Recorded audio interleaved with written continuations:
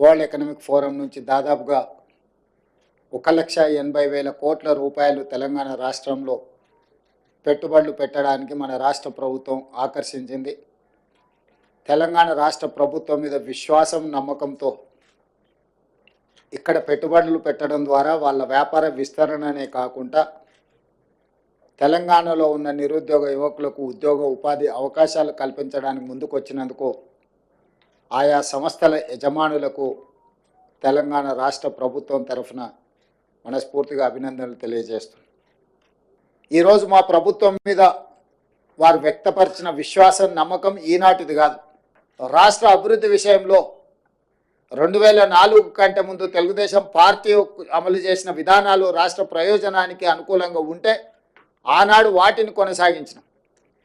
ఈనాడు గత ప్రభుత్వం ఏదైనా ఉపయోగపడే అంశాలలో నిర్ణయం తీసుకుంటే కూడా తెలంగాణ రాష్ట్ర ప్రజలకు ప్రయోజనం చేకూరుతుంది అనుకుంటే ఆ విషయంలో రాజకీయ వివాదాలకు వెళ్లకుండా విధానాలను కొనసాగిస్తూనే ఇంకా స్పష్టంగా, నమ్మకంగా విధానాల రూపకల్పనలో ఒక నిర్దిష్టమైన ప్రణాళికను తీసుకొని తెలంగాణ రాష్ట్ర ప్రభుత్వం ముందుకు వెళ్ళింది. కాబట్టి ఈరోజు ఈ దిగ్గజాలు తెలంగాణ రాష్ట్రంలో పెట్టుబడులు పెట్టినరు.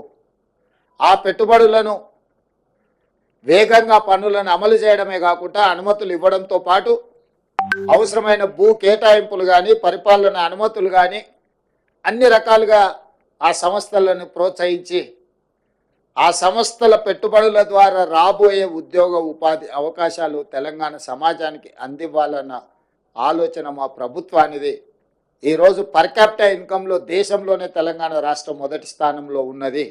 దీన్ని కొనసాగించి భవిష్యత్తులో ఇంకా పెట్టుబడులను తీసుకొచ్చి తెలంగాణ రాష్ట్రాన్ని అభివృద్ధి పదం వైపు నడిపిస్తామని చెప్పి మీ అందరికీ మనస్ఫూర్తిగా తెలియజేస్తూ